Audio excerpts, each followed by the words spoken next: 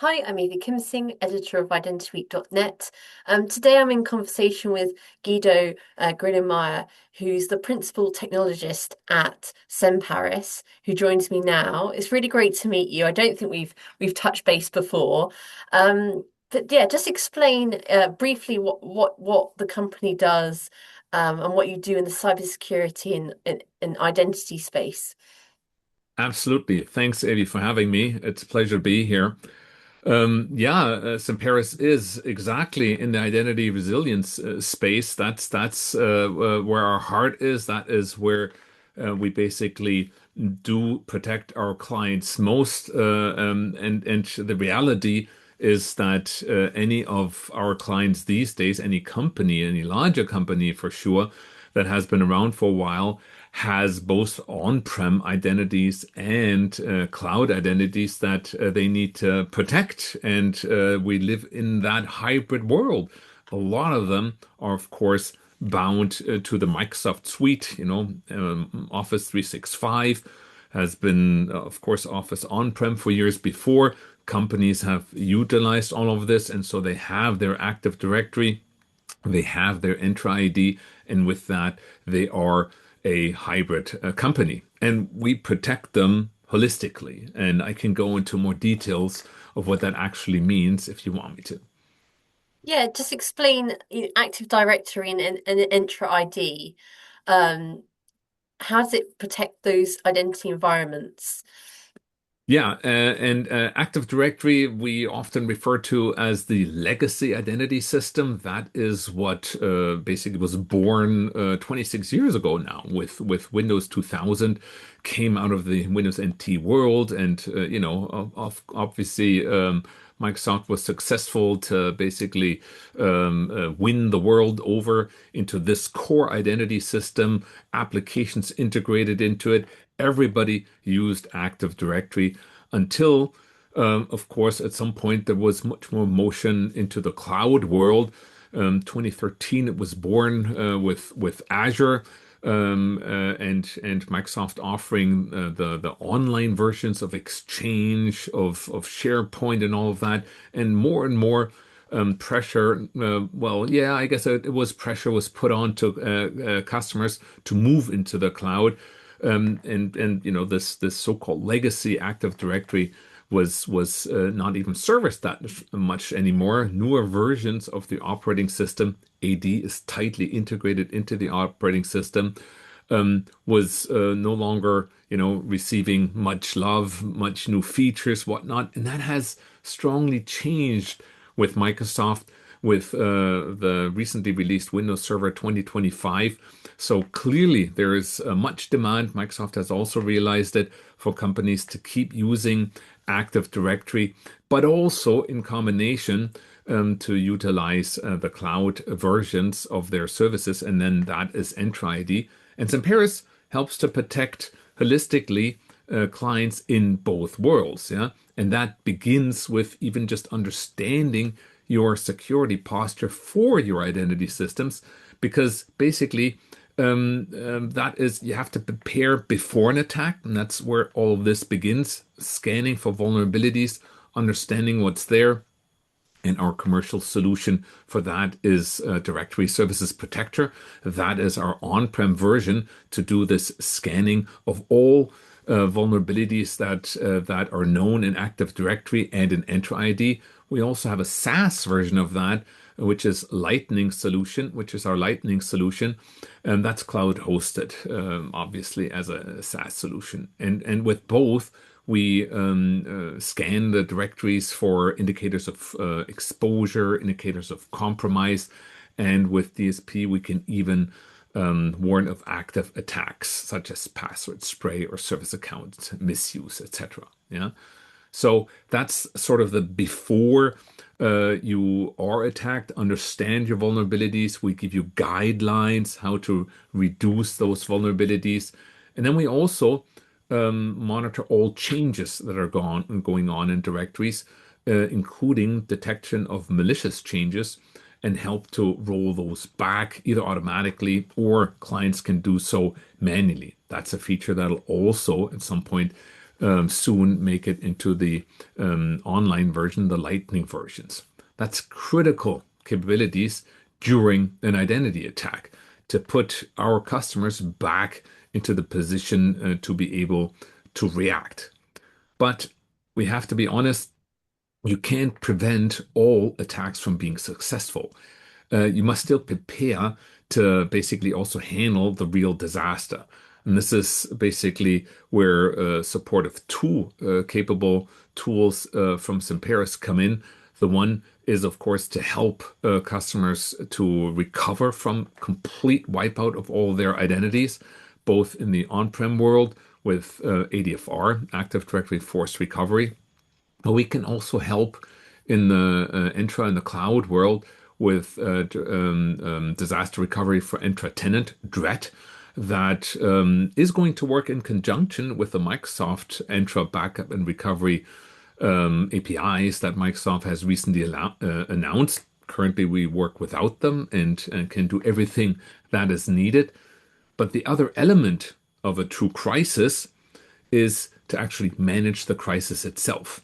Yeah. Imagine everything down, nobody can log on, it's chaos, and you need to basically have a way to get teams to collaborate, to know, to read the run books, what do they actually need to do, who does which tasks, and that's what we have our Ready One tool for, which is completely separated from clients' IT and identity infrastructure. And this is where then contacts and run books are managed and documented. And meeting bridges are available completely outside of whatever you have with Teams or Zoom or whatnot, because all of those identities that you use for those services might otherwise not work anymore. And maybe last on that, it is worth to highlight that just recently we acquired Mighty ID and are now bringing similar capabilities to Okta and Ping One. So both of these are like Entra ID, cloud-based identity service providers, and they'll get similar protection from us very soon, or already have that. Yeah, I think we're seeing it a lot of cyber attacks, unfortunately, and where, you have to balance prevention and dealing with the crisis, as you say, that you've got. Um, can you talk us through how then some of your use cases and how you're reducing the recovery times after a said attack? Absolutely, absolutely. So a key element to reduce recovery time is, and you mentioned a ransomware attack. That's it's all about being prepared. Yeah, and that's not just our tools. It's just practicing the recovery. Yeah, practicing, and this is also where our crisis management tools comes in to help you to exercise your run books, to help you to even prepare your people to know what to do when and to actually exercise it. For example, for such Active Directory disasters, to recover it into a complete isolated environment. In peace times, you do this for testing and just to validate that the procedures work, that everything is working as expected, that you get an understanding of how much time you need. Yeah, because while we strongly reduce that time, I'll talk a bit about that in a second.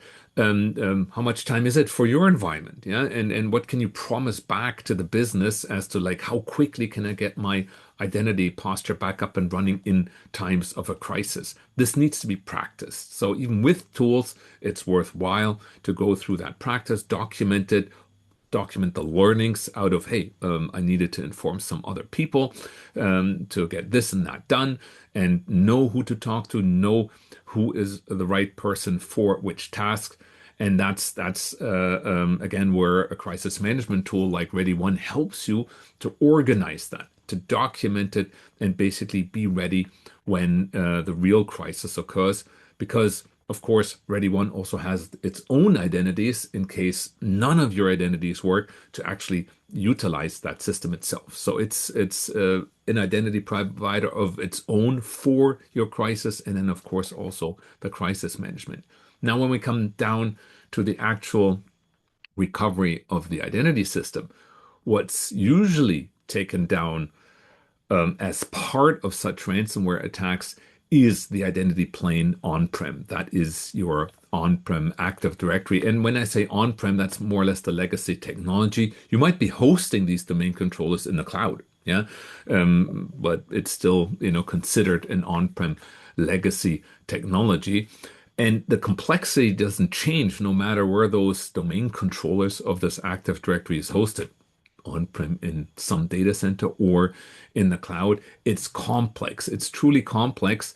And doing the recovery manually through, let's say, classic server backup tools and in parallel reading the Microsoft Force Recovery Guideline, that's big, long, and complicated. Um, that would easily take sometimes days, definitely many hours. And we take that down from days, hours to minutes. That whole process of recovering even a multi-domain forest with many domain controllers, you wouldn't necessarily recover all of them at once, but you'd recover a sufficient amount in parallel in a fastest time possible to be able to get your business back up and running.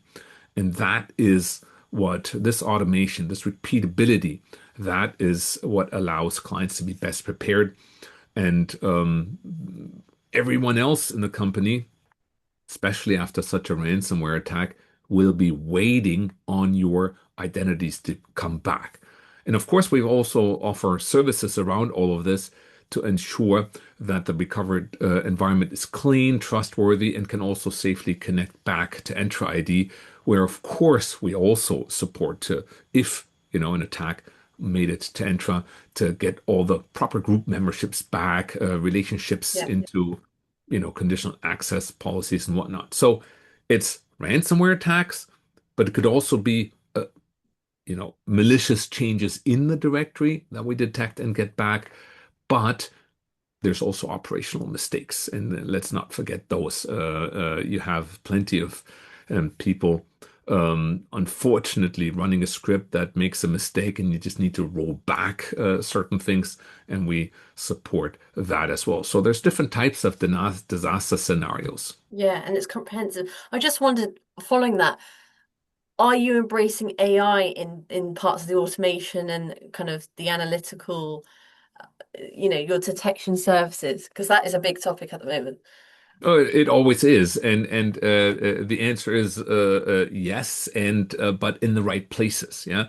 So you don't want AI involved in making the choice for you, which I'm just making this up, which domain controller to recover and what order, whatnot, because AI also hallucinates and might come up with machines that don't exist. So where it makes sense to use AI, and that's in our case also guidance of clients when there is, let's say, a certain vulnerability that needs to be explained in the terms that's more easily digestible for an admin. That is where we're looking at utilizing AI more. We're already using machine learning a lot, which is not equal to AI. Sometimes it's considered the same, but I like to differentiate to detect anomalies. Yeah, and other companies might say on that, yeah, we're doing this with AI.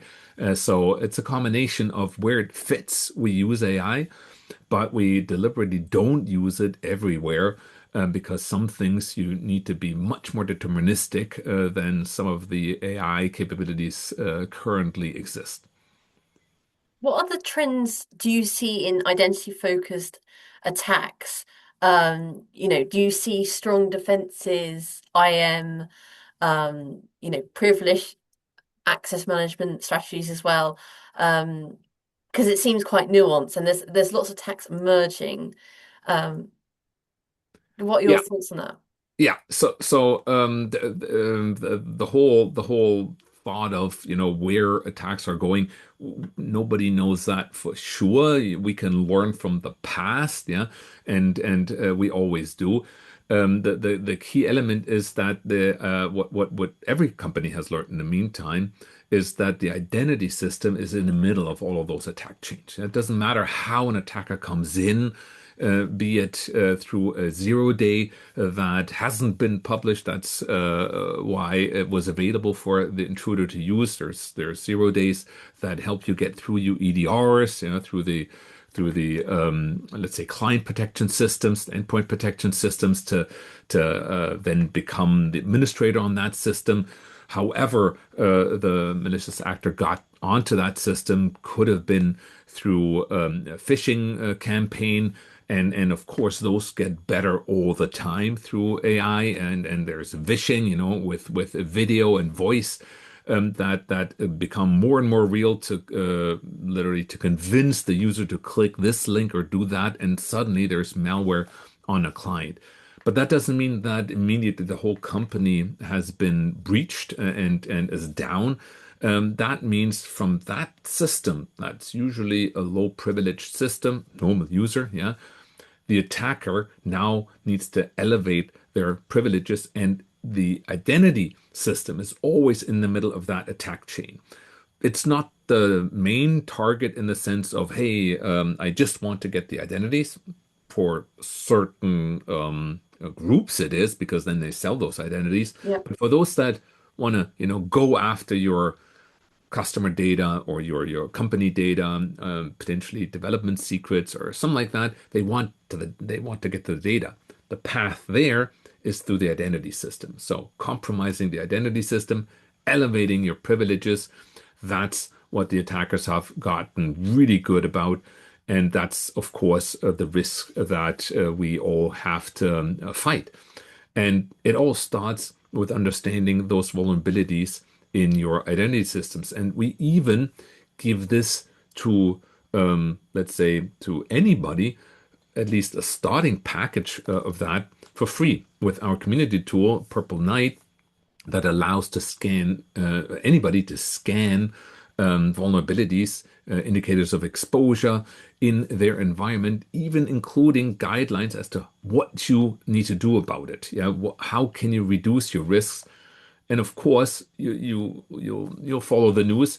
You'll see that sometimes there's external pressure. Sometimes Yes. Yeah. I'm going to say hidden as help, yeah.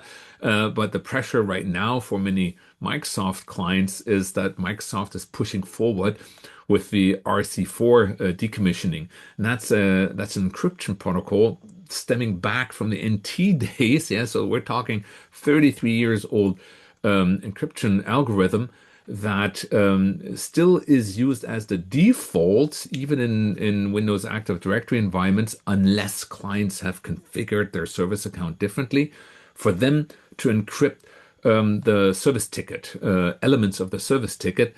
And that's the weak spot even in modern Active Directory deployments today, which is why Microsoft is pushing this and, forcing a safer way for that encryption to take place through AES. But but there's clients that still use RC4, and they have to do some configuration. There's good documentation available online, also on our blog on how you need to do this. But once you're done, and this is a good thing that Microsoft's pushing this, a key element, which is the curb roasting attack. That's a very strong method that attackers are using these days. That's alleviated. Yeah, so that's mitigated because the passwords, the encryption used for those keys, for those session tokens, can at least no longer be broken that easily. So the hackers can't get to a possibly highly privileged account too quickly. So that's very, very important. And as a general recommendation that I want to give to our listeners here is that it's worthwhile to continue down that path of least privilege. That is always a good idea, not just for your normal users. They should only have access to whatever business data, but especially for the administrators. You have delegated different people with different tasks. Well, don't over permission them either. Only give Yep. them the permissions that they need, both in the cloud as well as in the on-prem world, and make sure that you have your tiering model in place that means that, people only work with those highest privileges if they, for the few tasks that they need. This is very important because that reduces your attackability from the outside. Um, it remains that there is no 100% security. Yeah, doesn't matter Yeah, which tools you have, doesn't matter this model that I just explained, but it's that's the other part of the trend. There is no 100% security, so companies are realizing I have to also get better at resilience. I have to do something. I can't assume that I'm yeah, safe. absolutely. But we hear that a lot, modernizing access, and giving the necessary permissions. It sounds like you do a lot of global support services to build awareness of Absolutely. help companies understand their vulnerabilities. How do you balance that with the product innovation that you want to achieve and scaling up? That's a great question because of course, yeah, our customer base is growing. We are also, of course, with that growing our capabilities on our customer support, technical support. Yeah, that doesn't take away the power that we put into innovating new products. Yeah, so of course we grow equally or where it makes sense to grow. We continue hiring also dev resources. And we are investing into the right directions. That could be a partnership with companies like Cohesity, a leading backup vendor that we've worked tightly with to integrate our ADFR offerings into their, let's say, standard server backup capabilities. To offer a true identity resilience with immutability of even our backups, yeah, so that companies are safe on that end. But it also went into the incubation of the Ready One crisis management tool that is, if you so want, different from the direct identity protection tools that, of course, we are continuously optimizing as well. And moving a lot of those features further into the cloud to also be available for, let's say, smaller customers that don't want to host extra infrastructure. There's plenty of large ones that absolutely want this capability on-prem in their control and not use software as a service for some of these sensitive capabilities. But we want to offer both for the different client types, and we need to then invest into that development. So we're doing all of that and are able to basically innovate into new frontiers and also into ongoing product enhancement. Yeah. And so I'd say at last, maybe highlighting that whole crisis response area where Ready One is in, that many companies are struggling with that, and that also needs consulting capabilities. Yeah, We're offering that, but also our partners, because what is the right DR plan? Am I prepared with the right run book? Where have I stored it? Who's the contact list that I should have ready for the true disaster? Yeah. So this is something where those response plans are often buried somewhere in a desk drawer or something where you can't get to in the true crisis. The person that owns it might not be available at that time, so it's very disjoint, uncoordinated, and that's exactly with Ready One where we're offering a crisis management solution that's even already seen to be leading in the hybrid identity cyber response, but also in the specific identity crisis response. Because again, when identity is out, nothing works. And where do you even start? That's where we help. And even Gartner and other analyst firms are starting to recognize us as the incident response capabilities that we offer. yeah. It's fascinating to hear about how you're going about forging these strong partnerships really to enable this. Thank you so much for your time today. Absolutely. And I look forward to catching up again soon, and seeing where this goes. Thanks, Avi. Thanks for having me. Thank It you. was a pleasure.